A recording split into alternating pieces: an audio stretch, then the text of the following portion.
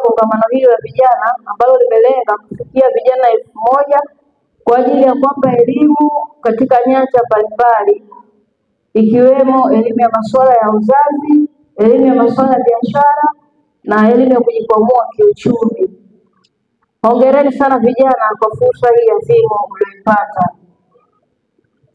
Pia nitumie fursa hii kuwapongeza vijana wote kwa mwitikio mkubwa wa kuhudhuria kongamano hili. Kongamano hili halijafanyika kwa bahati mbaya, bali limefanyika makusudi kwa kutambua umuhimu wa kundi hili ambalo ndio msingi wa maendeleo mahali popote duniani.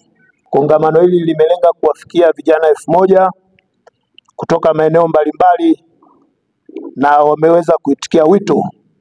Mheshimiwa mgeni rasmi, serikali ipo bega kwa bega na inatambua mchango wa vijana kwa kuwa ni kundi kubwa linalosaidia serikali kwa kutekeleza majukumu mbalimbali.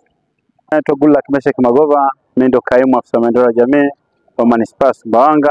Hasa la hili kongamano ni kuwafanya vijana waweze kutambua fursa ambazo zinapatikana mkoani kwao na katika halmashauri yetu ya Manispaa Sumbawanga, ili waangalie namna gani wanaweza kuzipata na kuzitumia, kwa sababu mara nyingi wamekuwa wakiona fursa ambazo ziko nyingi ambazo zinatuzunguka lakini hawachukui hatua. Lakini leo tumekuja kuwatia ujasiri na kuwatia wivu kwamba katika halmashauri ya Manispaa Sumbawanga tuna fursa nyingi. Wataalamu mbalimbali watakuwepo hapa kwa ajili ya kuelekeza hizi fursa namna gani wanaweza kuzipata ili ziweze kuwasaidia kubadilisha maisha. Tunategemea kwa miaka hii 5 mpaka 2030 tuitengeneze Sumbawanga aina nyingine ambayo itapata vijana wenye mtazamo mpya, wenye uchumi wa hali ya juu ambao umetengenezwa kupitia makongamano haya.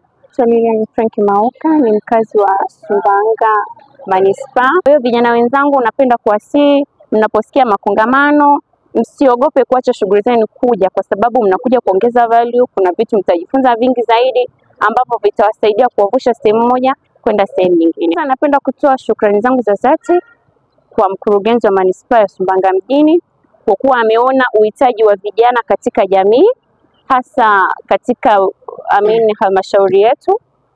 Kuna watu wengi ni wasomi, kuna wengine pia sio wasomi, yaani kuna makundi ya watu mbalimbali, wajasiriamali hivyo. Amekaa akawaza ni watu gani wanahitaji hizi fursa, akawaza kwamba ni vijana, kwa sababu vijana ndio taifa la leo na ndio wanaweza kusababisha taifa kutoka sehemu moja kwenda sehemu nyingine, ndio walipa kodi.